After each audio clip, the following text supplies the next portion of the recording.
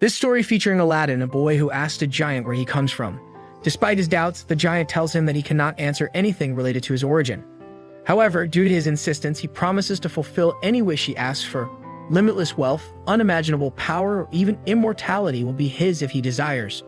When it comes to choosing, Aladdin asks the giant for the only dream he has had for a long time.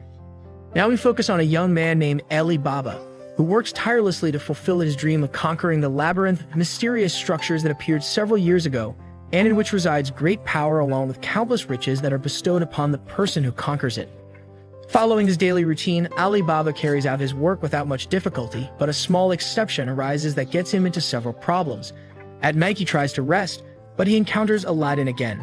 Since arguing doesn't get him much, he tells Aladdin about the dungeons.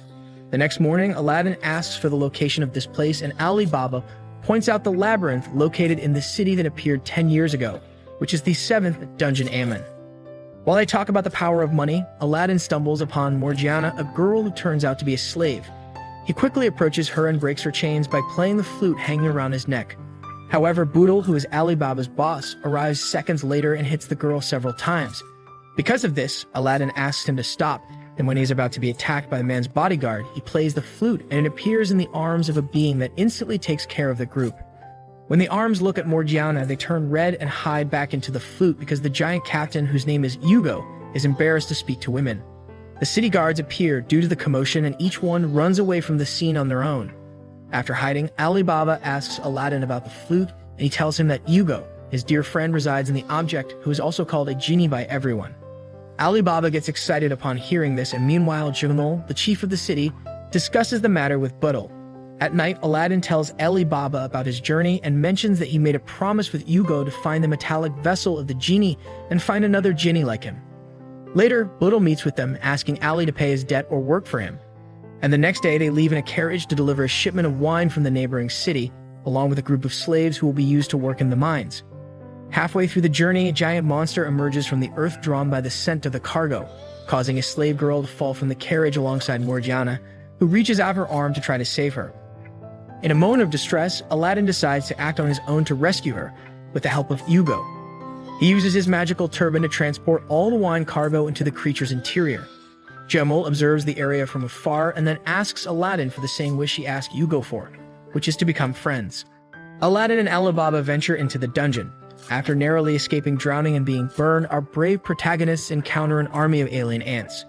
With the aid of Hugo's power, they manage to defeat them, but Aladdin collapses from exhaustion. It turns out that each time he summons his magical friend, it consumes some of his own energy, and he can only do so a limited number of times before needing to recharge and take a rest.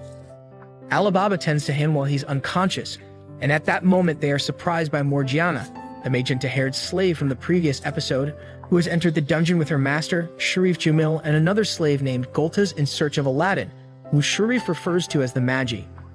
Jamal takes Aladdin away and manages to persuade Ali Baba to join his group. They continue exploring, and it's Ali Baba's turn to deactivate a particularly dangerous trap that engulfs him in flames once disabled. Aladdin regains consciousness and is left in charge of Morgiana, while the other two press forward. When Aladdin manages to earn Morgiana's trust, they converse mainly about Morgiana's past and the chains that bind her to Jamil. As Morgiana recounts to Aladdin how Ali Baba supposedly died, unexpectedly he appears before them. They quickly escape together and find themselves in front of a massive door that requires the use of both hands and a magical incantation to open. The door fades away, revealing an impressive underground city. While Aladdin and Ali Baba explore the deserted city, Jamil punishes Morgiana for a wrong answer. A slime mimics Jamil's words, frightening him. Elsewhere, Aladdin and Ali Baba reach the treasure room, where Goltaz appears and collapses before them. While Goltaz distracts them, Morgiana throws Aladdin across the room. Jamal orders Morgiana to chase Aladdin while he confronts Ali Baba. They both fight with swords, but Ali Baba easily dodges Jamal's attacks and knocks him down. Jamal is surprised at how Ali Baba can outsmart him. When Ali Baba corners Jamal, he orders Morgiana to save him. Morgiana rushes towards Jamal from the other side of the room, but the blonde-haired boy tries to persuade Morgiana to join him, yet she throws him against the stairs. Jamal taunts Ali Baba, mistreats Morgiana, and repeatedly stomps on Ali Baba, ordering Morgiana to kill him. Despite recalling Jamal's brutal actions, Morgiana hesitates to kill Ali Baba but ultimately gives in to Jamal's command. At that moment, Aladdin destroys Morgiana's sword and demands that Jumel return his flute. When Morgiana attempts to attack Aladdin, he combines his power with hers. Recalling his master's vision of a great Magus, Jumel realizes that Aladdin is that Magus. Jumel asks Aladdin to make him king after returning his flute, but Aladdin refuses, deeming him unworthy. Later, Aladdin and Alibaba encounter Ammon, who reveals the purpose of the Magi to them. Suddenly, the tower is struck from the outside, causing it to collapse. Despite Alibaba's urgency for Jumel's group to accompany them, Goltaz frees Morgiana and suggests that she go with them while he and Jumel face their fate. As they exit, Alibaba and Aladdin converse about their goals and promise each other more adventures. In Kishan, Alibaba is welcomed by the villagers but discovers that Aladdin has disappeared. Meanwhile, in the plains, members of the Kuda clan find Aladdin asleep. In a distant ancient land, Alibaba is visited by Morgiana, who deeply thanks him for using the treasure he had acquired to free all the slaves, including herself. With a heart full of gratitude and determination, Alibaba decides to embark on a journey outside the city in search of his lost friend. Meanwhile, in a remote village inhabited by nomads, Aladdin awakens and is welcomed by the leader of the Kuda clan, Baba. Soon, the first princess of the Ku Empire, Hakui Ren, arrives at the village with the intention of persuading the clan to join the empire. However, Baba firmly rejects her offer, fearing the potential consequences of forced annexation by the empire. Faced with the imminent danger of the empire's threat, Aladdin approaches the princess in the hope of finding a peaceful solution. The princess promises to resolve the conflict without resorting to violence. Meanwhile, a group of slave traders kidnaps some women from the Kuba clan, and a team of warriors sets out to rescue them, with a warning to avoid shedding blood to prevent a war. While Aladdin and Baba anxiously await the return of the rescue team, Baba shares the story of the Kuba clan's glorious past when they were once the most powerful empire in the world under the reign of a king chosen by a magician. After the warriors successfully return with the rescued women, having kept their promise not to shed blood, Baba makes the decision to join the Q Empire in the interest of peace and security for his clan. Later, amidst the celebration around the fire, Baba momentarily excuses himself and withdraws to attend to a personal need. However, his absence prolongs more than expected, and just as Aladdin begins to wonder why he's taking so long, arrow strikes Baba. As Aladdin rushes to take Baba and get treatment for his wounds, Hakui learns of the death of one of her soldiers from an arrow coming from the Kuba clan. Leaving the army under the command of her assistant, Ryosei, she decides to investigate herself to uncover the truth behind the attack.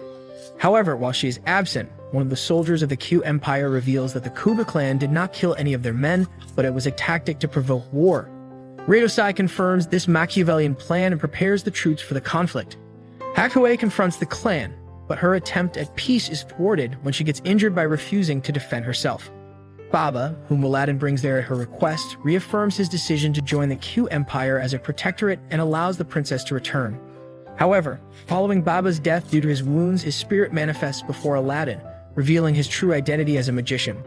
Upon returning to the camp, Hakui discovers Ryosei's plot to assassinate her and take control of the troops. In a desperate confrontation, she and her assistant, Season, fight bravely but are overwhelmed when Hakui's metal vessel runs out of Magoi. It is then that Aladdin arrives and uses his magical abilities to defeat Ryosei and the troops. During the confrontation, Aladdin notices Hakui's metal vessel and discovers the presence of Payman, the jinn enclosed within the container. Payman reveals to Aladdin that Hakui is the chosen candidate by a magician to become the king of the Q Empire. After bidding farewell to the Kuga clan, Aladdin informs its members about a slave named Goltaz who happens to be part of his clan and offers them his assistance. Later, Aladdin joins a caravan in search of reuniting with Alibaba. While Sasha and Layla keep themselves busy selling their goods in the bustling market, Morgiana arrives with a massive load. After thanking Sasha and Layla for their help, Morgiana reveals her determination to return to her homeland to fulfill an important duty. As they explore the city, the group notices the unusual absence of people due to the constant threat of bandits.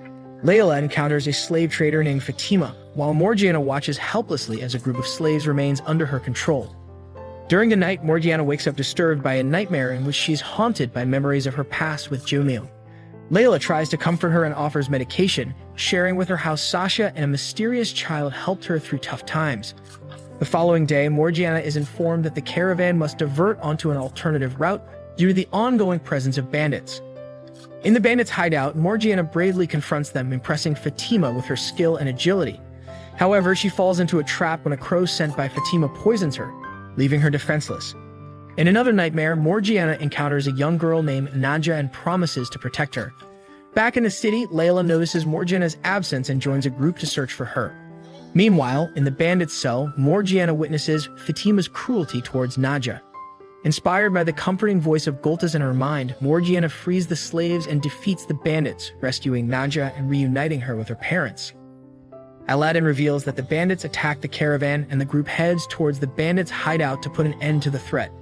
After resolving the situation, Aladdin and Morgiana decide to head to Balbad, where Aladdin asks Morgiana to allow him to call her Mor, symbolizing their increasingly close bond. The Nando brothers venture through the arid desert and delve into the lush forest, where they find Sinbad asleep, adorned with a jewel ornament surrounding him.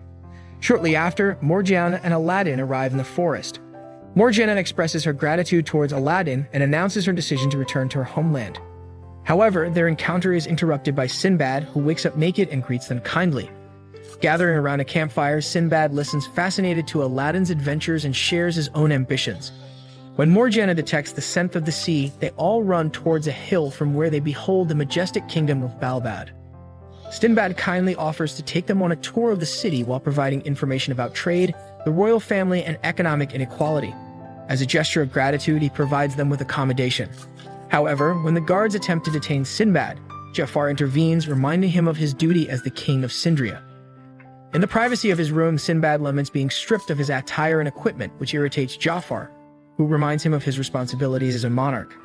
During an audience with King Ahmed, Sinbad seeks to restore trade with Sindria, surprising Aladdin upon hearing Alibaba's name linked to the Fog Troop.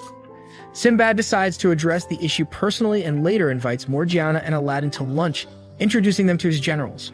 During the meal, Sinbad discovers Aladdin's lack of knowledge about his own history and reveals information about Magi and Jinn. Additionally, he requests Aladdin's help in capturing the thieves, which prompts opposition from Jafar.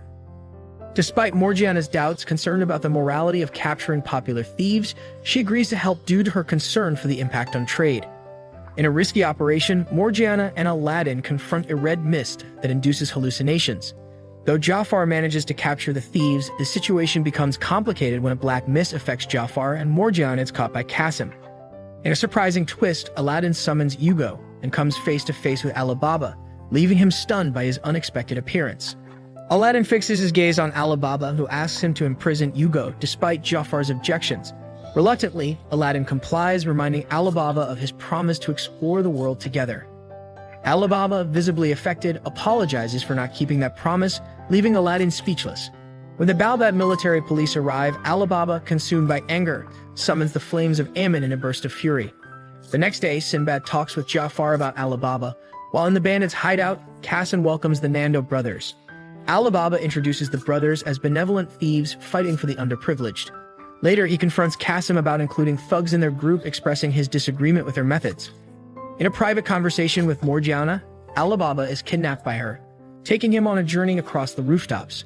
Meanwhile, at the hotel, Jafar discusses the Q Empire and the political situation in Balbad. In Aladdin's room, they both reflect on their goals, and Morgiana, in an unexpected turn of events, throws Alibaba out of the window. Between Aladdin and Alibaba, there's a moment of awkwardness until Morgiana demands an explanation. After sharing some happy experiences from the past, Alibaba reveals his complicated history with Qasim, from their childhood to their adult lives. He discovers his true identity as the son of the king of Balbad and confronts his royal destiny. Before he can fully assimilate it, he is attacked, and Qasim devises a plan to rescue him. Alibaba finds himself gathered with Aladdin and Morgiana, sharing details about his past with them. Meanwhile, from the adjoining room, Sinbad discreetly listens to Alibaba's conversation. Elsewhere in Balbad, Alibaba is determined to uncover the truth about what's happened in his hometown. During a raid on a ship, he has an unexpected encounter with Qasim, who takes him to Miriam's tomb. Qasim reveals how the government caused a fire in the poorest neighborhoods, claiming it was an epidemic. He founded the Fog Troop to fight against this injustice and defend the underprivileged. He urges Alibaba to join his cause as a leader. As Aladdin listens to his friend's story, he finds parallels with the situation of the Kubla clan, connecting the dots between the struggles of both groups. Seeing Alibaba's frustration, Aladdin resorts to a firm gesture to snap him out of the trance, assuring him that he has his support, as well as Morgiana's. Amidst the conversation, Qasim and his gang burst into the room, triggering a confrontation with Sinbad and his crew. Concerned about the situation, Morgiana seeks Alibaba's guidance. Masrur intervenes in the fight, facing off against Qasim's gang. Despite Qasim's attempts to escape, he is captured by Masrur. When Sinbad reveals Alibaba's true identity as a prince, Alibaba feels offended and distrustful of the captain's intentions. In a tense moment, Alibaba unleashes his power, but he is easily defeated by Sinbad, who points out his limitations in using the powers of his jinn. Sinbad surprises everyone by offering his help to the Fog Troop, expressing his desire to stop injustices in the slums. Although initially distrustful, Alibaba accepts Sinbad's offer, acknowledging their shared goal of restoring balance in the world. The next day, the townspeople gather at the palace with renewed hope, while Alibaba makes a request to Ahmad to help the needy. However, Ahmad is reluctant to cooperate. Meanwhile, Aladdin senses the threat of Judar and the Black Rook lurking in the shadows. Judar presents himself as an oracle in the service of the Ku Empire, claiming to have unfinished business with Ahmad. Despite Alibaba's protests, Ahmad reveals to Sinbad that following the advice of his financial advisor Markio, he has relinquished all commercial rights of Balbad to the Ku Empire, rendering it unable to resume trade with Sindria. Back at the Fog Troop's base, Sinbad informs the people from the slums about the failure of the negotiations with Ahmad. However, they notice the absence of Qasim and his comrades. At that moment, Judar appears before Sinbad, who notices the strange behavior of the Rook around Aladdin. Sinbad then reveals that Aladdin is a magician just like Judar. Sin previo aviso Judar ataka Aladdin, lanzando hielo hacia al. Hugo intervene para proteger Aladdin, pero Judar continua con su ofensiva, hirando gravemente a Hugo. Aladdin intenta hacer que Hugo toque la flauta para sanarse, pero Hugo se niega. In the end, Judar impales Hugo with a massive ice lance. However, the jinn uses his last strength to crush Judar with his own hands, seeming to not respond to Aladdin's commands and sacrificing himself to protect the latter. Judar is saved from being killed by the princess of the Ku Empire and her assistant Kalbanka, who heal him of his wounds.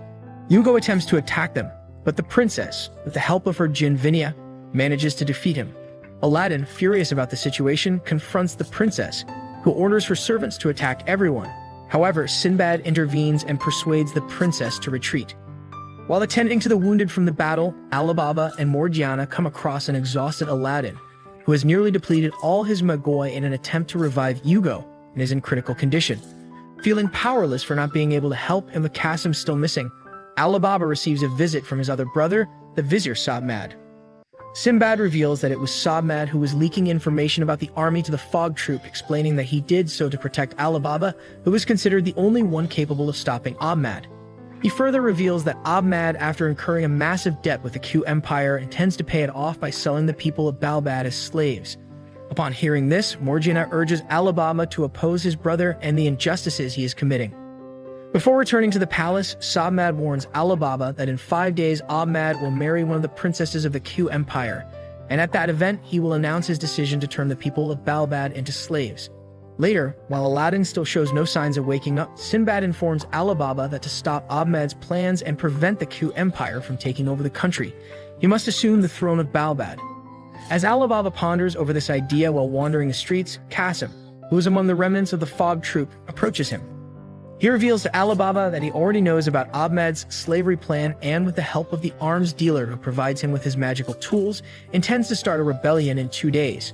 However, Alibaba refuses to cooperate with him and asserts that he will seek a solution that doesn't involve anyone's death. After Qasim walks away, Alibaba seeks out Sinbad and asks him to teach him how to properly use his jinn. Sometime later, Morgiana tries to find Alibaba without success and realizes that he has gone to confront his brother alone. Meanwhile, at the gates of the palace, Alibaba stands before the guards, introducing himself as the third prince of Balbad and requests permission to enter to confront Ahmad. Alibaba manages to penetrate the palace grounds, but Ahmad sends one of the 3 powerful royal guards of the Ku Empire to eliminate him. After finally managing to equip himself properly with Amon's sword, Alibaba defeats the first guard in an intense battle, but is then confronted by the second guard and his army of monkeys, who block his path. At that critical moment, Morgiana appears to fight in his place, allowing Alibaba to advance. While Morgiana faces the second guard with her strength and superhuman abilities, Alibaba battles the third guard. However, he runs out of Magoi during the confrontation. Cunningly, he creates a small flame using oil, just enough to momentarily ignite Amon's sword and use it to defeat the third guard. Meanwhile, Sinbad learns of the situation and hurries to the palace to intervene if necessary. With all the guards finally defeated, Alibaba reaches the throne room where Ahmed orders his guards to execute him. However, Sabman intervenes on Alibaba's behalf, insisting that they must have a conversation between brothers without external interference. Tension in the throne room becomes palpable as the brothers confront their differences and try to find a solution for the future of Balbad. While Alibaba attempts to persuade Ahmad to resign, Kogyo Karen, the newly appointed princess, appears in an attempt to halt the commotion. She asserts that even if Ahmad is ousted from power, another king must be chosen to marry her as part of Balbad's agreement with the Ku Empire, and all agreements between the two countries, including the slavery treaty, must be upheld. In contrast, Alibaba declares that there will be no king because Balbad's monarchy will dissolve and adopt a democratic government instead. Sinbad joins the discussion, bringing along representatives from his confederation, the Seven Seas Alliance, and offers to discuss Balbad's inclusion in the alliance with the Emperor Cao in person, prompting Kogyo to withdraw. As Alibaba communicates his decision to the people, the Rook strangely gathers around Aladdin and Juder, while Qasim and his men approach the palace. The crowd applauds Alibaba's proposal to turn Balbad into a republic. Qasim and his fog troop arrive at the scene. From afar, Ithmin observes the situation. Qasim shares his views, asserting that everything was for the people, but the aristocrats robbed them with taxes. Furthermore, he shouts that they cannot resurrect the dead. Zainab fuels the crowd's anger with her hallucinogenic red mist. Qasim orders everyone to overthrow the royalty, and the crowd begins to rebel as the Black Rook runs rampant. Elsewhere, Jafar attempts to awaken Aladdin. In Aladdin's dream, he wakes up to see the talking head of Hugo. Hugo assures Aladdin that he is still alive but was nearly dead due to a battle with Juder. In Balbad, Markio tries to suppress the Black Rook, but Ithmin crushes him. Ithmin allows the Black Rook to overwhelm the White Rook. Meanwhile, Hugo talks about how Black Rook forms when the flow of destiny is reversed. He explains to Aladdin that he can no longer protect him and that he has something important to give him, the wisdom of Solomon. Deep within the vortex of knowledge, Solomon informs Aladdin that he will be reborn. Beside Aladdin, Jafar and Masr assume it's time to head to the palace. In the palace, guards are being massacred and Barkek urges Sabmad to do something. However, Sabmad remains indecisive until Alibaba takes action. Alibaba orders half of the royal army to block the main gate, while the other half suppresses the invaders in the palace. Facing Qasim and his group, Alibaba demands an explanation for why they're doing all this, and Qasim asserts that he doesn't need equality or kings. When Qasim attacks Alibaba, the others use their black mist to restrain Alibaba. Alibaba unleashes his flames to free himself, and Zainab attacks him with her red mist. While Alibaba tries to stay focused, the others attempt to finish him off. However, Alibaba uses the sword of Amun to defend himself. He breaks Hassan's weapon and everyone else's swords. He orders Qasim to retreat, but Qasim demands that Alibaba kill him. Just as he's about to wield his sword, he transforms his weapon into his dagger. Alibaba weeps for Qasim and urges him to stop fighting. Qasim remarks that Alibaba has gone soft. Remembering Ithmin's instructions, she stabs herself with her sword and gathers all the remains of her allies' shattered swords, hitting her body. By absorbing all the objects, Qasim transforms into a dark jinn, leaving everyone speechless. The monster's transformation has been a success, leaving all warriors in shock. Without hesitation, it immediately strikes down several with its fury. One of its attacks destroys a tower, but Morgiana saves a soldier just in time. Alibaba is paralyzed, facing Qasim. Morgiana steps forward and strikes the monster's head, causing it to fall. Instinctively, Alibaba cuts off Qasim's arm, only to witness Qasim regenerate using the Black Rook. Sinbad explains to Alibaba that he must put everything into a single attack to defeat Qasim. The king gives Alibaba some Magoi, and as Alibaba rushes towards Qasim, Juder intercepts and knocks him down. With Juder back on the battlefield, Ithmin explains that his powers have increased, instructing him to finish off Alibaba. Unexpectedly, Juder takes control of Qasim and uses his ice spears to pin Sinbad against the wall. The villain then causes Qasim to grow wings and fires several blasts of dark energy towards our heroes. After Morgiana evades Qasim's attacks, Alibaba asks her to throw him so he can deliver the final blow. She launches Alibaba into the air and Juder attacks him. Combining his ice magic with Qasim's grabby magic, Juder shatters Alibaba's sword. Our hero asks Morgiana to try one last attempt. Remembering Alibaba's determination, his friend arrives. Aladdin uses his rooks to materialize into the form of Hugo, shielding himself from Juder's attacks. Aladdin then uses his Har Infigar to melt the ice, immobilizing Sinbad. Waste no time, the young man instructs Morgiana to bring Sinbad back to the city. He then tells Alibaba that he stands no chance against Juder alone. Aladdin insists they need each other's help. When Alibaba is pessimistic, Aladdin reveals that everyone's hope is still alive. As Aladdin collects the white rook from the people of Balbad, Ithman realizes that the young Magi has acquired the wisdom of Solomon. Using Solomon's wisdom, Aladdin absorbs the rook into his body. He explains to Alibaba that he must deliver the final blow to Qasim. When Alibaba is unsure, Aladdin reassures him using Har Har Infigar, transforming into flames that repair Alibaba's sword. While Judah hurls ice at them, the young man manages to dodge and finally stab Qasim. Inside the Black Jinn, Alibaba speaks with Qasim, who claims to have despised him since they met. Qasim wonders why he is the only one tainted by darkness while the protagonist radiates light. Qasim comments that he had his useless father's blood flowing through his veins while Alibaba has his mother's blood in him. Qasim stabs Alibaba in the chest with his black rook, and some of Alibaba's white rook flows into him. As a result, the wretched enemy hears Alibaba's words shattering his sword. All of a sudden, Qasim realizes what he has done and that he can never be like Alibaba. It's time to retreat. Qasim is absorbed into the tunnel. As his friend walks away, the young man tries to embrace him, but it's too late. Aladdin watches Alibaba holding his deceased friend. Meanwhile, Ithman is attacked and falls. Sinbad amplifies his magic and electrocutes Ithman with a powerful lightning bolt. Sinbad realizes only a doll has fallen. Aladdin tries to console his friend, saying the dead are always with them in their hearts and in the flow of the rook. Alibaba's parents appear before our hero, and Aladdin tells everyone to reunite with their loved ones. All the deceased return once more to have one last memory with their loved ones. Morgiana embraces both Aladdin and Alibaba. During Balbad's reconstruction, everyone pitches in to help citizens, with Alibaba working closely with representatives. Outside, Alibaba gets bitten by a snake until Barkak removes it. A soldier warns them of the approaching Q Empire fleet. Sinbad claims the Q Empire aims to control Balbad due to its lack of government, advising Alibaba to leave to avoid being seen as a threat.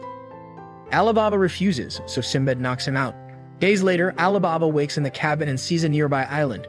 Jafar informs him they've been given medication to keep them asleep during the journey to Sindria, where Sinbad is negotiating with the Q Empire to save Balbad and Alibaba. Months later, Morgiana trains with Masher until they hear Sinbad has returned. Later, Sinbad discusses a meeting with Alibaba and Aladdin, asserting Balbad's right to become a republic, albeit under Q Empire control. Alibaba vows to keep fighting as Sinbad explains Al-Thaman responsible for Balbad's economic crisis, offering 2 mentors to help them improve. A soldier reports a giant creature from the south. Outside, the creature ravages the island. Sinbad sends Yamareha and Shirkan to face it. Yamareha attacks with water magic. Shirkan begins to destroy it, turning it into a giant stake for the citizens. Sinbad introduces Yamareha to Aladdin and Alibaba. Shirkan arrives to get acquainted with Alibaba. Yamareha remarks on Alibaba potentially realizing Shirkan's foolishness, leading to an argument. Sinbad separates them. During the Maharajan celebration, Alibaba and Aladdin have fun, receiving lei from a young woman. Alibaba asks where Morgiana is, and she reveals herself. The young man compliments Morgiana, making her blush. Later, Alibaba asks Morgiana if she's sure about staying with them or returning home. She wants to fight with them to save the oppressed, which Aladdin agrees to. Morgiana dances happily with Aladdin and Alibaba's responses. Yamareha demonstrates her invisibility spell to the young Magi, and he is surprised. Meanwhile, Alibaba trains with Shirkan. Sinbad takes Alibaba to a vault where he presents him with a sword, claiming it once belonged to King Rashid. Sinbad entrusts the ancestral sword to Alibaba. Morgiana decides to wear the ankle bracelets representing her obligations to her friends. Hakaru finally arrives and Alibaba hears a voice urging him to hate. Sinbad spots Kajoku, much to Jafar's surprise. Kajoku draws her sword and swings it towards Alibaba.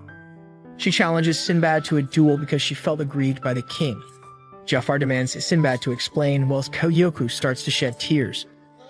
Kuban explains that Princess Kajoku woke up in Sinbad's bed and saw Sinbad sleeping naked next to her. Kajoku threatens to commit suicide if Sinbad doesn't take responsibility. Shirkan and Spardos assert that Sinbad wasn't drunk and went straight to bed. Kajoku shares what happened at the palace. She observes Sinbad around the pillar and never had a chance to speak to him. She says someone knocked her out. Sinbad asks his generals to believe him, but none of them have faith in him. Kalban insists Sinbad marries Kajoku. Sinbad asks Yamareha to use her magic to prove his innocence. Using Shallow Rekese, Yamareha's water magic recreates the scenes. After proving her wrong, everything is sorted out. Despite seeing what happened, Kuban refuses to accept it. Kagyoku apologizes to Sinbad. As everyone wonders who is to blame, Kuban ponders his schemes. It turns out Kuban has the two vassals take Kagyoku to Sinbad's bed. Since the marriage with Ahmed had failed, Kuban believes he can get Sinbad and Kagyoku to marry to protect his way of life. However, the vassals confess that Kuban is behind this incident. Hakuryu intervenes and apologizes to Sinbad for his compatriot's antics. Kuban embraces Kagyoku and pretends to sob. Jafar notices and spits at Kuban. Later, Sinbad talks with Hakuryu, and when Hakuryu points out that Sinbad is lying, Hakuryu reveals his true intentions to destroy the Q Empire.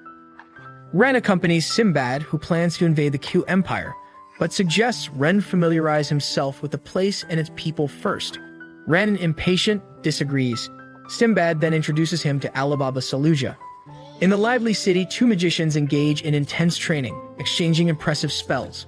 Attempting innovation, one tries new spells, swiftly countered by the other's suggestion. Meanwhile, Sherkan and his partner train diligently. Despite facing challenges, Sherkan's master offers encouragement, assuring him they'll tackle it again another day. Aladdin's friend advises him to change his mood. Aladdin enjoys his challenging training, watching Morgiana struggle to carry a chest, demonstrating her weapon's true power. Ren interrupts, seeking Alibaba under King Sinbad's orders. Ren reveals his identity as the Prince of Balbad, invoking memories that sadden Alibaba. Alibaba writhes in pain, revealing a curse mark. Isnan emerges from his arm, attacked by the king, who explains the curse's consequences before Isnan disappears. The king calms everyone, explaining his resistance to the curse due to his inner energy. Despite few solutions, he proposes a mission to an island with a healing dungeon. Despite Ren's sadness, his companion reassures him as the curse is paralyzed for 10 days. A sea monster emerges but is quickly subdued, allowing our heroes to continue their journey. Arriving at the location, they encountered numerous locals. The girl asks to join their dungeon quest to rescue her parents, though they decline due to time constraints, promising to help later. After a long boat journey, they spot the dungeon's location, but threads capture them, drawing them swiftly toward it. The group arrives in a mysterious forest-like area, needing to determine their location. Heading towards a door leading to the treasure, they encounter talking creatures blocking their path. Despite threats, they pose no real danger. Opening all doors, they find one leading to their destination, encountering a bear that fills the room and attacks when angered. Their teamwork effortlessly defeats the creature. Advancing, they encounter a human-like creature, Genie 61, servant of the earth, Zagan. This enemy reveals his horrifying act of turning humans into trees due to his hatred for them. Attempting to attack, they find the captive girl being tortured. Despite the dangerous path, they press forward with determination. Zagan raises the dungeon's level due to their powerful allies, turning cute animals into dangerous monsters. Finding a way to defeat them, Alibaba splits a larger monster with his flaming sword while Aladdin generates fireballs. Separated by magic, Ren and Morgiana face tough golems, using inner energy to defeat them. His companions face the same situation, defeating the golems. Ren, tapping into inner energy, is saved by Morgiana's assistance. Morgiana employs superhuman strength against golems, causing them to collide. Ren recalls childhood words, shaping his present, feeling remorseful after passing the test. Zagan suggests someone is holding them back, leading to Ren's emotional outbursts and apologies. Ren urges the others to press on without him, but Alibaba, irritated by Ren's immaturity. Thinking they despise him, Ren explains how seeking help could have altered his past in Balbad. With their conflicts resolved, they forge ahead on their mission, unburdened by the weight of their past. Alarm bells ring as Judar breaches the city's protective barrier. Security measures kick in, but their attempts to counter are futile. Sinbad steps up to defend the kingdom. Confronted by numerous foes, the heroes, led by Morgiana, swiftly dispatch several of the attacking dogs. Judar questions the king's alliance with Aladdin, a Magi who poses a threat to him. His inquiry goes unanswered. Revealing his tragic past, Judar seeks sympathy for his vengeful actions, feeding tears to mock others' pity, regardless of the truth behind his story. Amidst the conversation, reinforcements join the fray. Judar warns Sinbad of the repercussions of harboring the Magi and his allies, potentially inviting destruction upon the kingdom. Finding themselves in a verdant realm, they encounter a projection of Zagan, dampening their spirits. The real Zagan lurks in the treasure room. Alibaba confronts Zagan for his cruel transformation of humans into trees, inciting the monster's wrath. Despite severing its neck, Zagan regenerates effortlessly, incapacitating two of the group before Morgiana escapes with them. Falling into a deep pit, Morgiana harnesses the power of her artifact to save them from certain death, surprising even herself. With determination, she faces the guts of the enemy, using her chains skillfully to defeat him. Despite her victory, she falls wounded to the ground. Despite her friend's calls, Morgiana lies in bad condition. Tyre appears, offering comfort to Ren as tears of joy flow. Approaching a large door, they unlock it with the words "Open Sesame," revealing a city within. New enemies emerge, intent on seizing Zaven's treasures and confronting our heroes. The girl activates her power against Aladdin once more, while Ali Baba feels the pain of his wound. Despite their discomfort, they remain vigilant against the enemy. Observing from a distance, the heroes see their allies endure critical attacks, yet Aladdin emerges unharmed once more. Dunya Mustasim, princess of the destroyed Mustasim kingdom, appears alongside a knight named Isaac. Angered by her questioning, Ali Baba asserts Balbad's status as a republic. She aims to kill him with her dark metal container, showcasing her power to the organization. Transforming into a dark monster, she manipulates iron, sand, and minerals at will, frightening our hero. Repelling her attack, Ali Baba retaliates with fireballs while his ally engages the knight. Judah admits to the king his idea of conquering the world but opts for a fight to the death instead. Kajoko questions Judah's motives, surprised by his invitation to join his kingdom as a general, yet she offers no response. The High Command convenes, realizing the city's damage by Judah will take 10 days to repair. Now, everyone is geared up for war. They attack the aerial enemies with arrows while the wizards observe closely. Dumia continues to unleash her full potential in the air, forming a pentagram. Aladdin futilely tries to suppress the attack, and Isaac prevents any approach before his power activates. Finally, her charge completes, generating multiple swords directed at the team. Thousands plummet to the ground. Kilometers away, the heroes continue defending the territory, but the problem is their sheer number. In the air, Pisti gives a signal that alarms everyone. She orders the sea monsters to devour the dark patches of the curse. Though it seemed like a good strategy, they are instantly lifeless. Dunya feels ecstatic as she unleashes her full potential and observes the swords left on the ground. She descends and her transformation reverses. She tells Ethnan that perhaps now the organization can rebuild Mustasim. But as they talk, Ali Baba severely attacks Isaac, while the enemies notice their opponents have been saved. Though badly wounded, Isaac continues to protect his princess. Seizing the opportunity, the young man attacks and notices that his head splits open. He's hollow inside. Isaac was a puppet controlled by her powers. Now his partner ultimately disappears. Dumia is in shock and mourns the death of her companion. Our hero is on guard but realizes she is being controlled like Qasim. Just when it seems like everything will be resolved, Dunya receives a dagger in the back from her ally. She crawls bloodied on the ground. Ali Baba and the others approach to assist her. Something inside our hero manifests, and he feels her soul and memories with Isaac. He also witnesses the last moments of the Mustasim kingdom. He falls deeper into darkness. They witness how enemy soldiers want to kill a small Dunya, and it's Isaac who saves her by receiving the attacks. Both share hatred towards the world, and at times, Ali Baba loses his faith and hope, cursing his own destiny. Aladdin tries to intervene but is attacked by Ithman, who now approaches the young man. Ali Baba strikes him, but falls into the enemy's plan as he too has now become a dark being. When Aladdin attempts to use Solomon's wisdom, Ali Baba's ornament attacks him with Black Rook. Aladdin explains they must crush the ornament. Morgiana unexpectedly appears and fights Ali Baba, who nearly regains his will. However, the ornament causes Ali Baba to throw Morgiana against the wall. Hakuryu becomes Zagan's master and creates a wooden arm for him. He rushes to support his companion. While Hakuryu distracts Ali Baba, Morgiana destroys the ornament with her kick. Then Aladdin uses Solomon's wisdom to enter Ali Baba's mind. Aladdin finds his friend. Suddenly, someone pushes the young Magi. Ali Baba asserts that his destiny is to make mistakes. However, Aladdin has a different response and explains that Ali Baba is a brave person whose destiny is to guide the Rook.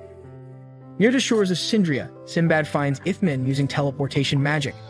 He transforms into his jinn-equipped full-body form. When Ithman believes he has the advantage, Sinbad explains that his body has already been cursed.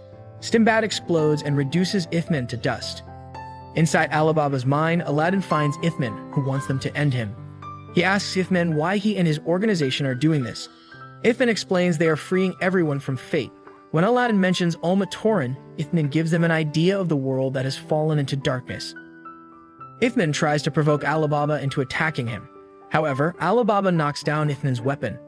Ithman wonders how he will confront King Solomon while bathing in the White Rook. Dunya, on the verge of death, sees Isaac before passing away with peace in her mind.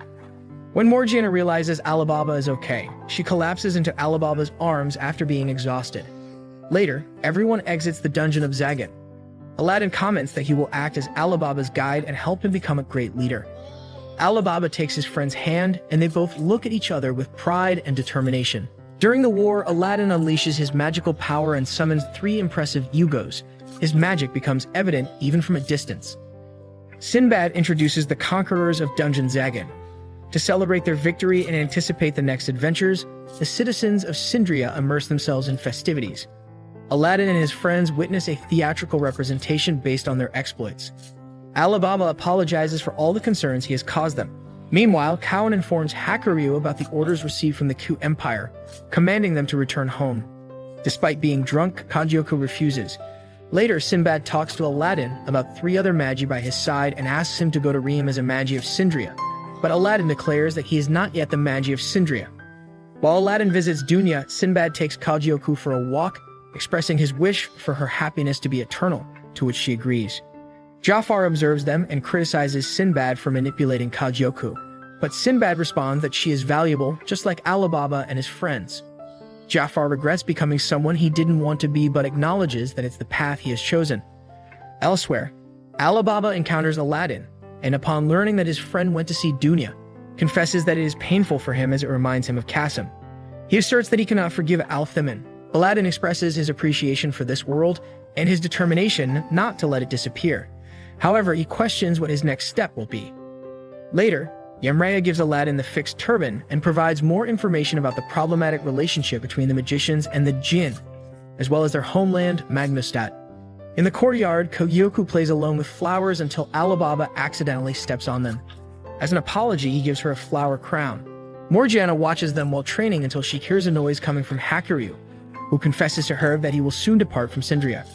During Sinbad's meeting with his 8 generals, Yamraya notices that the dark metal vessel bears the symbol of the Magnostat Academy. Meanwhile, Aladdin plays with Dunya, who is finally awakened until they are interrupted by Sinbad and Yamraya. Upon realizing the situation, Yamraya rescues the princess from harassment. On another note, Alibaba and Morgiana intercept Hakuryu to confirm his departure. Hakuryu tells Alibaba that he believes his friend will follow the path dictated by his heart and expresses his gratitude. Sinbad assures Dunya that Sindria has no connection to Magnostat or Yamraya. However, upon touching her, his metal vessels reject her and remnants of the dark metal vessel appear on her body. To save her, Aladdin employs the wisdom of Solomon. As night falls, Alibaba admits that bidding farewell to Hakuryu will be sad. Aladdin announces that he too will embark on a solo journey. Aladdin explains the reasons behind his sudden desire to travel alone. Meanwhile, Sinbad confesses to Yamraya his reluctance for Aladdin to go to Magnostat. Alibaba recalls their shared promise to end Al-Thamin together, but Aladdin insists on the need to acquire more knowledge in order to fulfill his destiny as a king, encouraging Alibaba to find his own path. The next day, during her training with Master, Morgiana inquires her master about his homeland. While suggesting that she should visit, he warns her to keep her expectations moderate, as no finalists reside there. In the palace of Sindria, Aladdin feeds Dunya, who questions his reason for heading to Magnostat. Elsewhere, Alibaba's training is interrupted by Kagyoku, who he nearly strikes in the heat of the moment. She requests his company, but the arrival of Sinbad interrupts their conversation. Facing a combat, both unleash their jinn. Sinbad halts the fight when Kagyoku unleashes her extreme magic, using sound magic to induce sleep in those present. Later, Sinbad converses with Hakuryu, who once again seeks the king's support in his fight against the Q Empire. While Sinbad promises to consider backing him in times of need, Jafar silently observes before withdrawing. On his part, Kagyoku and Alibaba discuss the battle. Kagyoku plans to return to her country to convince her brother and Judar that Sindria is not their enemy. Jafar reflects privately on Sinbad's actions. Aladdin reveals to Dunya the possibility of finding a cure for her illness, but she admits that her time is limited. After confirming his decision to travel alone, Dunya expresses her gratitude for meeting him before passing away. During her funeral, Alibaba recalls the similarities between Dunya's body and Qasim's. Yamraya laments not being able to help her. Later, Hakuryu shares with Morgiana his past and the tragedy that Al-Thamin inflicted on his family before inquiring about hers. Upon discovering that she lacks a family and was a slave until recently, Hakuryu reflects on the possibility of her having siblings somewhere. Meanwhile, Kagyoku confesses her love for Sinbad to Alibaba and shares details of her past, which are similar to Alibaba's. The two decide to forge a friendship. In the stillness of the night, Aladdin finds himself alone on a cliff with a flower, recalling his conversation with Dunya. After affirming that his homeland is an unknown place to everyone, he drops the flower into the sea. As the group prepares to depart, Yamraya helps Aladdin pack his belongings. Morgiana reveals that her decision to visit her homeland was influenced by Hakuryu, whom she thanks, causing him to blush.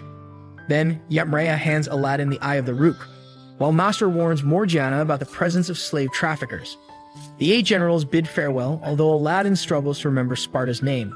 Meanwhile, Hakuryu converses with Jafar and expresses his gratitude towards them.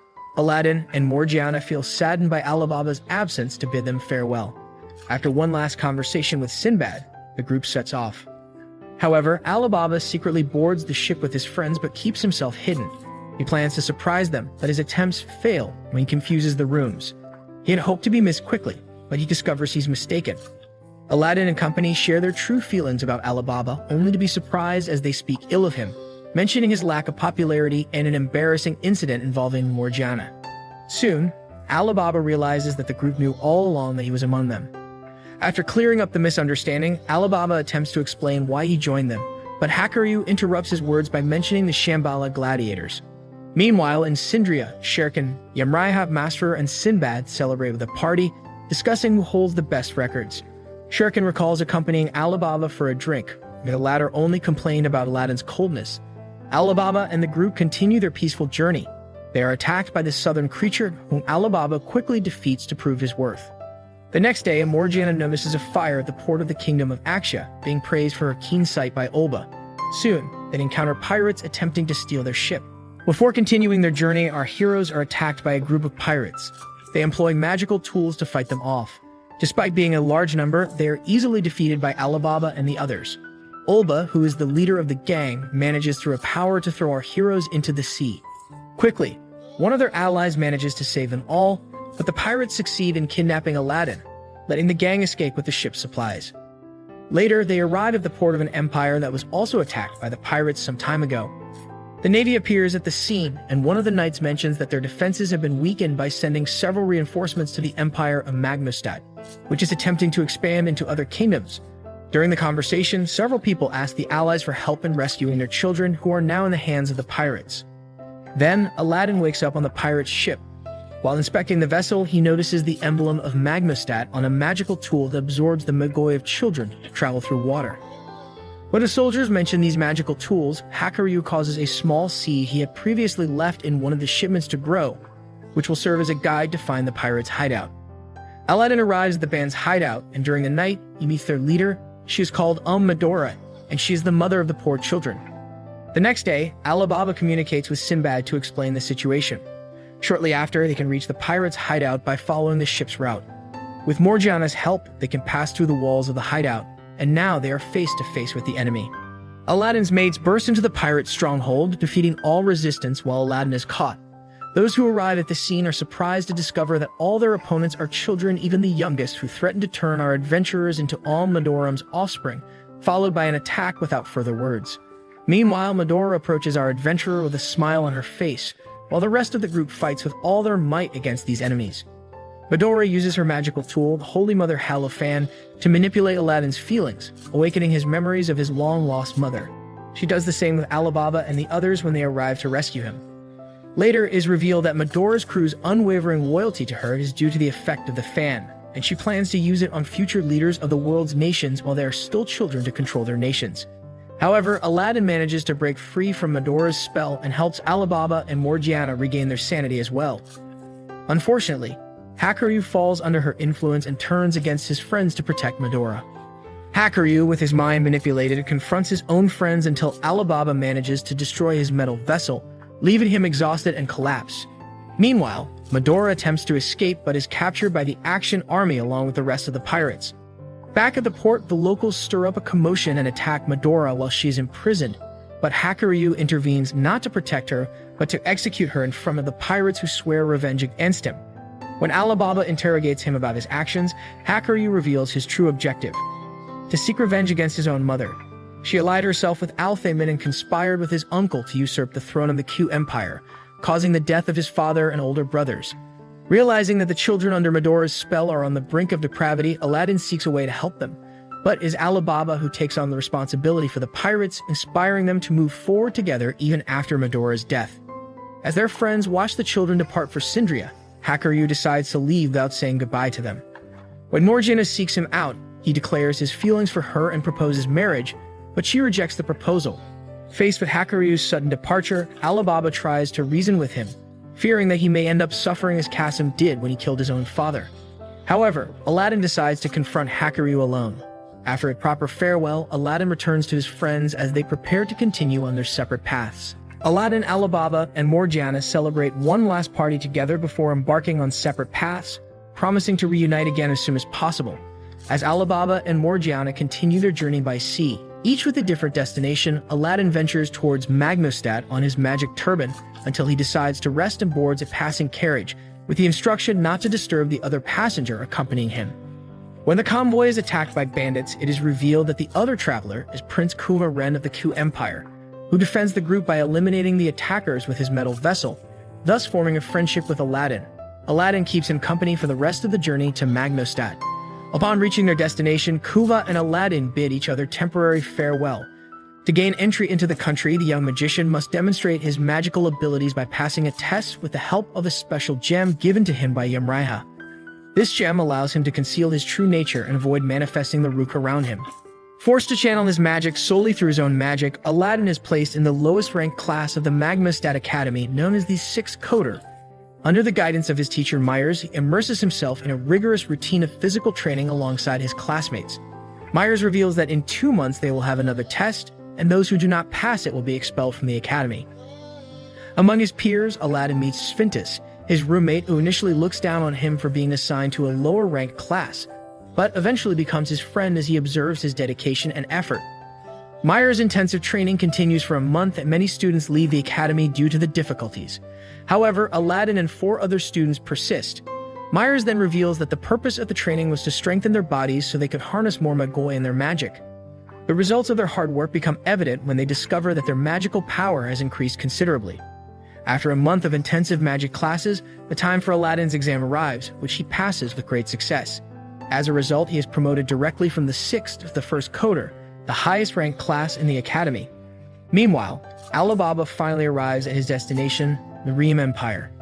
After falling victim to deceit and being stripped of all his belongings during his journey, Alibaba, exhausted and hungry, finally arrives at the Coliseum of the Reem Empire, hoping to join the Shambhala gladiators to continue his training.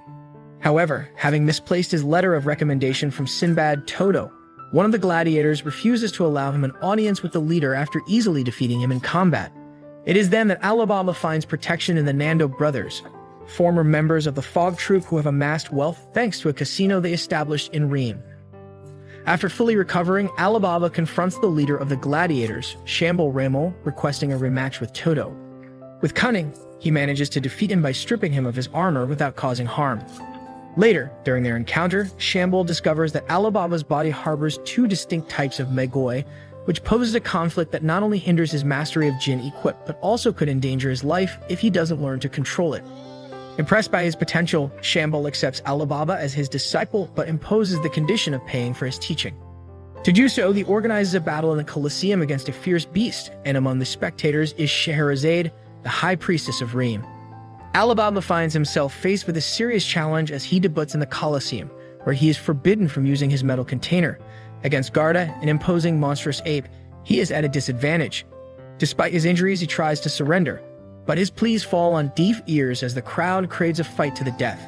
With his left arm broken, Alibaba evokes memories of his childhood with Kasim, recalling how they used to defeat much larger opponents with cunning. Using his wit and leveraging the environment, he manages to turn the situation around and defeat Garda. At that moment, Shamble perceives that the 2 types of Magoi in Alibaba's body have merged into one, realizing that the other Magoi within him belong to Kasim. After a few days, Alibaba recovers from his injuries, revealing that he has bought Garda's freedom, and now the gigantic ape takes care of him with respect. With this act, Shamble recognizes Alibaba's potential and nobility, finally accepting him as his disciple.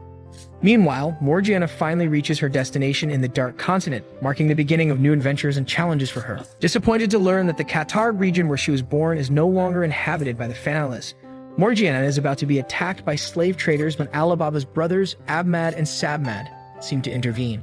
While they take Morgiana to meet a leader of the local village of Toran, Sabmad reveals that after being ousted from power in Balbad, Sinbad recruited the brothers to work as archaeologists and investigate the mysteries of the elusive Toran culture. After learning that the Phanoliths have resettled on the other side of a gigantic canyon known as the Great Rift, Morgiana decides to cross it to finally reunite with her people, despite being warned that no one has ever returned. Upon reaching the bottom of the crevice, Morgiana encounters a house and is greeted by the Magi Yunin, who reaffirms to her that once she crosses to the other side, she won't be able to return even with her powers. Meanwhile, in Magmastat, Kuva is informed that his father, the Emperor, has died and he is summoned back home. Before leaving, he warns the government of Magmastat to surrender or they will be invaded by Q, and he has a brief meeting with Aladdin. Back in the Q Empire, Hakuai reunites with her brother Hakuryu, but she appears displeased with him for some reason, when their brother and Governor General Cowan Ren appears before them. The heirs to the throne of the Q Empire gather to mourn the loss of their father and deliberate on his succession. In this meeting, Hakuai recalls with sadness how her brother Hakuryu became ruthless after acquiring Zagan and rising to the rank of general, although his army consists exclusively of creatures subjugated by him. It is evident that their older brother Cowan will be chosen as the new emperor. However, a conflict arises in the royal court when Mother and Empress Jokwon Ren is proclaimed as the next sovereign according to a testament purportedly left by her deceased husband. This situation generates tensions, although Jokwon claims that she will eventually relinquish the throne to Cowan once her ambition to conquer the entire world has been satiated. After the meeting, Hakuryu tries to persuade Hakui to join him against their mother, but his efforts are in vain. Determined to avenge his father and brothers betrayed by Jokwon, Hakuryu chooses to confront her alone. However, despite his newly acquired power, he is defeated by her. It is then that Jubal offers to assist him in his quest for revenge, provided he is willing to curse his fate. A year after his friend's separation, Aladdin excelled in his studies, showing notable progress that culminated in an exceptional performance in the final exam of the first coder.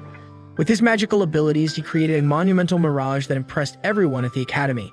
His friends were certain he would be awarded as the top student of the first coder, but they were perplexed when the honor was bestowed upon Titus Alexius from the Reem Empire.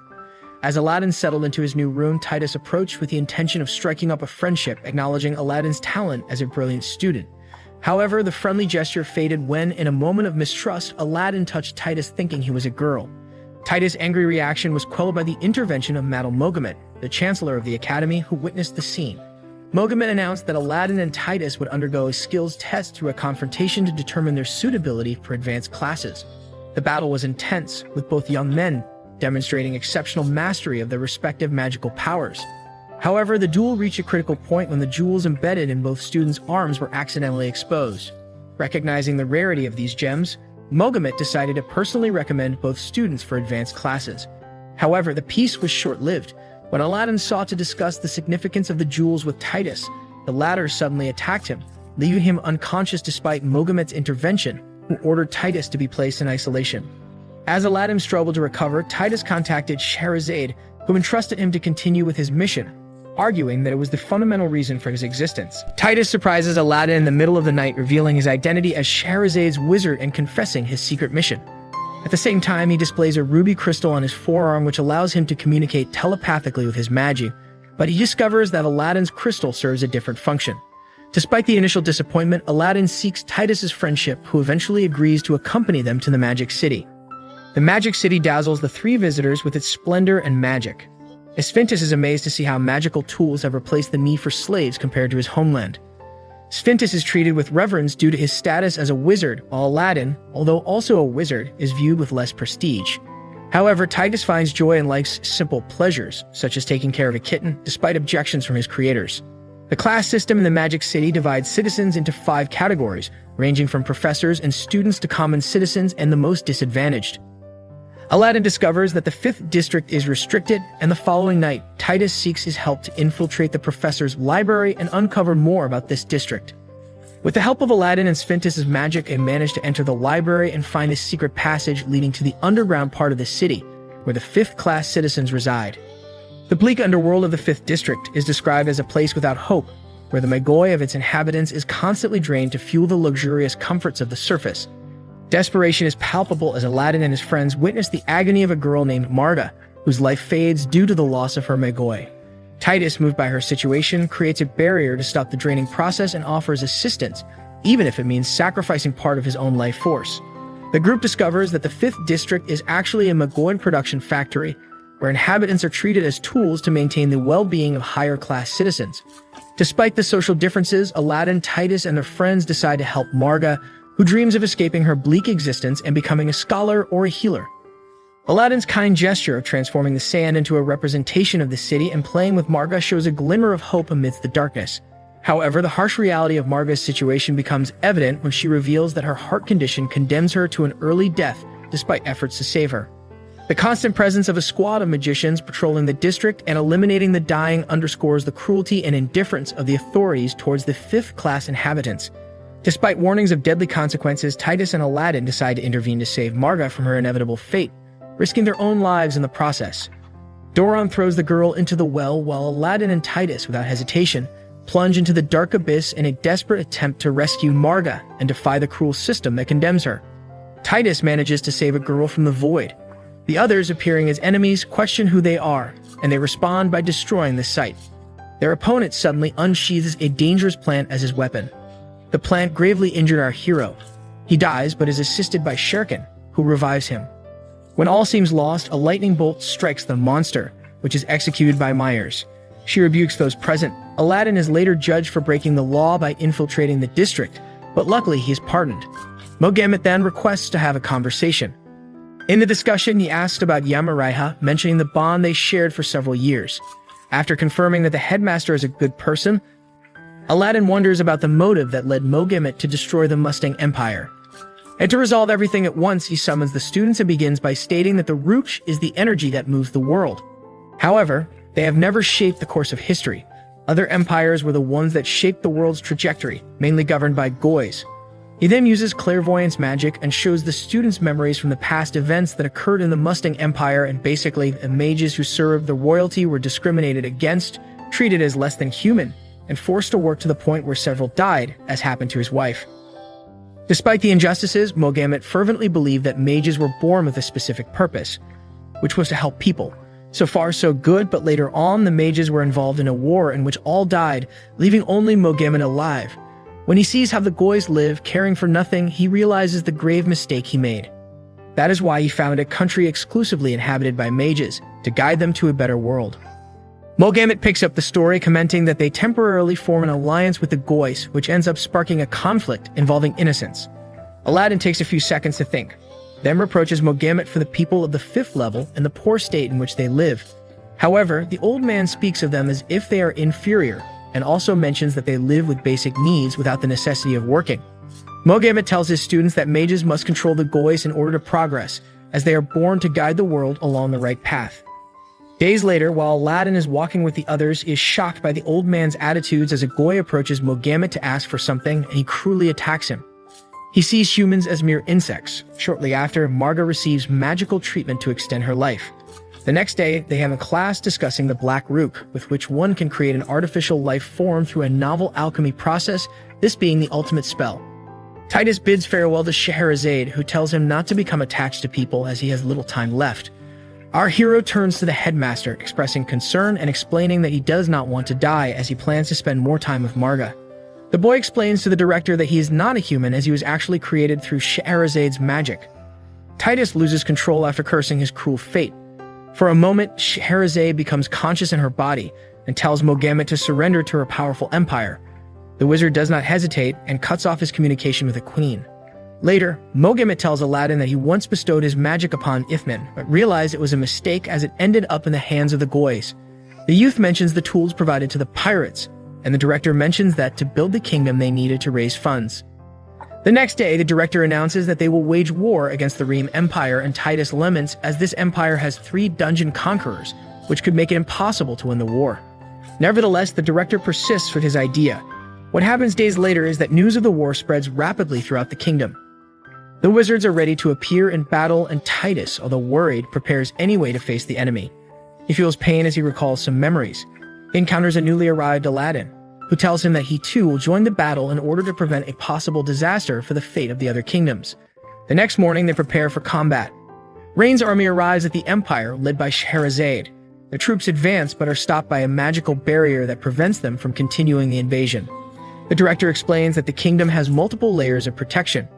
The allies distract the soldiers to keep them occupied breaking through the layers while they activate their powers to successfully defeat several enemies. Suddenly, several ringed ships begin to drop bombs on what would be the kingdom's roof. After numerous strikes, the seal breaks and now the soldiers advance with determination. Elsewhere, Aladdin witnesses the casualties of battle and with mixed feelings, decides to approach the battlefield.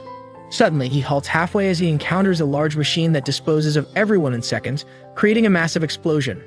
Just when it seemed like the end for Reem's army, the most important troops emerge on the scene and can swiftly deal with the majority of the allied army. In response, the wizards decide to recharge the weapon once more. Seeing that this machine is powered by weakened Goys, Aladdin destroys it and heads towards the battleground. Aladdin decides to use his powers, but finds it impossible to do so. Fortunately, the wizards save him from this unexpected predicament. A very tough fight ensues between both sides. Aladdin uses his magic to destroy the terrain and divert the river water towards the enemies. The wizards take advantage of all the enemies being underwater and summon a lightning bolt to finish off the remaining troops. Suddenly, Aladdin begins to receive a large amount of Magi from the Rook. Meanwhile, Nefanilis troops regroup and use special attacks originating from the enemy's artifact. Thanks to this, they dispose of a large number of wizards in minutes. At one point, they attempt to destroy the protective barrier, but Aladdin tries to prevent this from happening and easily strikes them down. After proving his identity as a Magi, the youth fires a warning shot at the enemy to stop the fight once and for all. After having a conversation with the director, Aladdin prepares to launch another attack as he receives no positive responses from his adversary. This time, the attack is different as it creates a sand avalanche that drives the enemies towards the shores. The entire army decides to surrender except for their leader, who walks furiously towards where our heroes are positioned. He now harnesses the power of Barbados and summons his Dujin equipment, with which he can easily penetrate the protective barrier. He engages in a confrontation with our hero, but before he can finish him off, he cannot tolerate this new transformation, as if he exceeds minutes in this state, he could end up dying. When he launches the attack and it seems like he will cause total devastation to the body of young Aladdin, Alibaba intervenes heroically, as everything is spiraling out of control. Now Alibaba apologizes to Nu for the tension that escalated to that level, but the unexpected thing is that now Scheherazade has appeared on the scene. Our protagonist explains to her that she must stop invading the realm of the wizards, otherwise very bad things will happen in the world.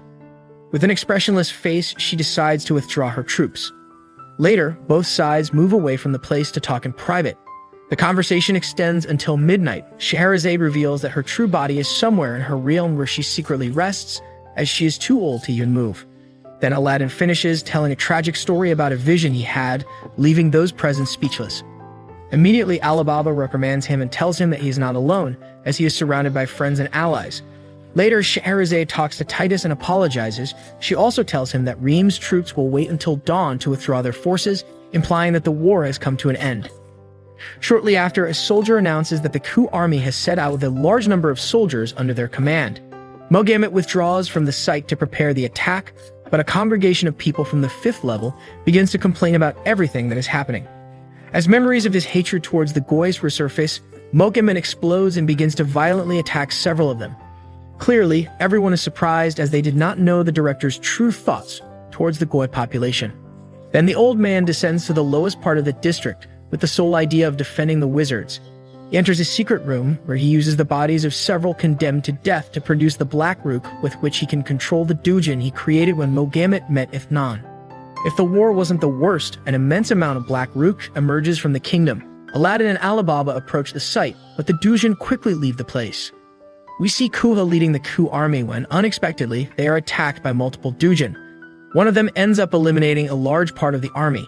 After his futile attempts to vanquish them, Kuha channels his utmost power, ultimately annihilating the Dujins. Yet the narrative doesn't culminate there. From the ashes of the defeated foes, a formidable surge of Black Rook emerges, converging back to its origin, nullifying all the efforts of the young warriors as mere wasted time. Giants immediately arrive to dispose of the rest of the army, and it is Mogammet himself who controls them. When Como was about to lose the battle, Alibaba entered the scene to intervene in this massacre. Aladdin does the same, and together they manage to contain the majority of the monsters. Cowan arrives at the scene, and his companions easily defeat all the enemies. He then approaches Kuva, and thanks to his phoenix power, one of his 3 Dujins, he can heal his wounds. Alibaba arrives moments later with his ally and explains that he is the Prince of Balbad, who intervened in the battle to save Ren Kua's life. Although initially doubtful, they eventually make a peaceful agreement. Returning to where Mogammed is, he recalls all the Dujins and also makes a deceitful move by sending these enemies to Shahrazade's location to assassinate her. She and her troops engage in combat, but they are outnumbered compared to the potential of their giant enemies. While this is happening, Titus encounters Morga and realizes he must make a decision. Shortly after, he heads to where the director is, and after a failed conversation, Titus uses all the power bestowed upon him by Scheherazade to stop the director's depravity, thus thwarting the old man's plans. Just when it seemed that everything was over, the furnace controlled by the director begins to gather Magoi on its own and transforms into a mass of energy mixed with Rook that ascends towards the surface and summons a dark entity in the sky. Witnessing this nightmare, Aladdin instructs Kovan to immediately withdraw his troops from the area and also summons all the Dujins present to explain the situation they are facing. They tell their owners that they must destroy the medium to prevent the end of the world, as this beast named Il-Ila is the embodiment of evil. After hearing the explanation, Kovan becomes interested in Aladdin, who is the representative of Solomon. Taking advantage of this, the boy tells him that he will tell him the story of the world if he helps to destroy the medium. Kovan quickly agrees to the deal, sending a signal to all the conquerors of Kao to be ready for battle. He activates his jinn equipment, followed by Kuva and Alibaba, who do the same. Later, the medium begins to create an army of monsters to destroy the kingdom more quickly. Scheherazade starts to protect the people but gets injured in the process.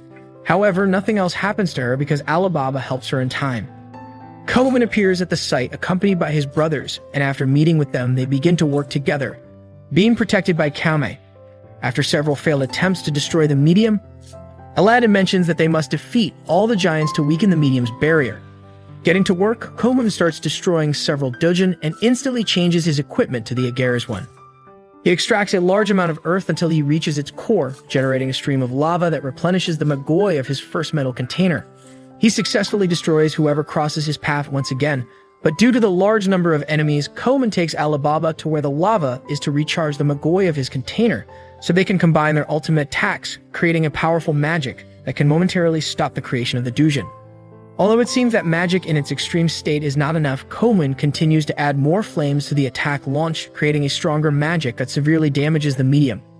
When Alibaba finally sees his opportunity to launch the attack, it turns out to be the one needed to completely pierce through the enemy, exploding in the air into pieces. Despite the combined efforts of Alibaba and Cowan, the medium barrier remained intact, sealing off the volcano to prevent the replenishment of its Magoi. Shortly after, the medium took on a grotesque, almost humanoid form, absorbing the white root from everything it touched. After inflicting severe damage to Cowan and Alibaba, Calvin's brothers joined forces to launch a sequence of powerful attacks against him, only to discover that by throwing him into the ocean, he grew even stronger by absorbing the rook of the sea. Back at the Ku Palace, Joquin watched the battle in astonishment, reminiscing about her past as one of Solomon's Magi and Almatoran before betraying him. Exhausted from the constant struggle, Aladdin and his companions could barely contain the medium as it began to extract Il-Ila from the skies. At that moment, Sinbad appeared to assist them, accompanied by Drekon, Yenraiha, and other king vessels from the Alliance of the Seven Seas. Surprised by their sudden arrival, Sinbad informed Aladdin that Yunin and Morgiana had previously warned them about the situation, and that they would also join the battle against the medium. As the wizards strive to rescue the wounded in Magnustat, Mu and the other Ream ships join the battle. In a final effort to destroy the medium, Scheherazade sacrifices herself to revitalize the exhausted king vessels with the last of her Magoi, and all dungeon capturers join forces to attack it with all their might at the same time.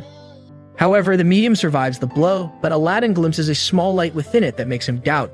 Convinced that it must somehow be related to Titus and Mugamet, the wizards use Solomon's wisdom to reach them, accompanied by Yemraiha, who also wishes to reunite with her adoptive father. They find Mugamet being comforted by Titus's rook, and the Chancellor reveals his regret for all the trouble he caused and for all the people he led into depravity to create the medium. At that moment, it is revealed that Yemraiha was kidnapped from the royal palace in Mustasim when she was a child and raised by him, but she claims that she does not regret it at all, and that he will always be a father to her.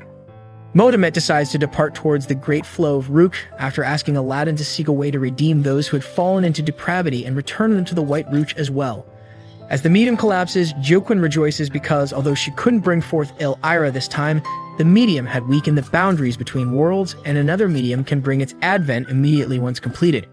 Meanwhile, in the Grand Palace, Hugo greets Scheherazade and offers her the opportunity to reincarnate as a Magi. but she allows Titus to do so in her place. The Ku Empire then focuses its attention on conquering Magnestat, but Sinbad declares that Sindria and its allies have joined forces with the Reem Empire, and he will take custody of the country for the sake of its reconstruction. Cowan decides to take Aladdin with him and make him fulfill his part of the deal, but their discussion is interrupted when Titus, now reincarnated as one of the new Magi of Reem, appears before them, much to the joy of his friends. On the other hand, Judah and Hakuryu, who were observing the entire battle from afar, gather all the scattered black rook from the medium, and before departing with him, Hakuryu bids farewell to Aladdin and the others, stating that to follow the path he has chosen, he must confront them. The end! Thanks for watching. Please like, subscribe, and click the bell icon to get new anime recaps.